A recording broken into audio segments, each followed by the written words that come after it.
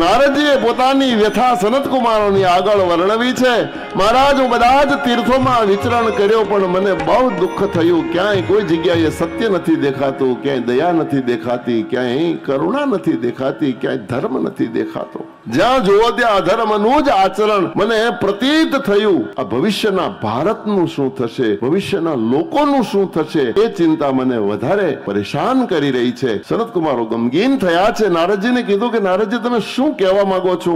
અમે કઈ સમજતા નથી. અને એ વખતે ખુલાસો કરતા નારદજી કહે છે, એક દિવસ હું વૃંદાવન માંથી પસાર થતો હતો. મેં એક દ્રશ્ય જોયું. વન હતું, વગડો હતો, જંગલ હતું, અને એકાંત વિસ્તારમાં એક યુવતી બેઠી હતી, અને એની બાજુમાં બે વૃદ્ધ પુરુષો એના ખોળામાં માથું નાખીને સૂતા. એકાંત વિસ્તાર, હું ત્યાંથી પસાર થયો. મેં આ દ્રશ્ય જોયું. મેં વિચાર્યું કે આ દ્રશ્ય મારે જોવા લાયક નથી. હું નીચે જોઈ અને એ સ્થળ પાસ કરી ગયો.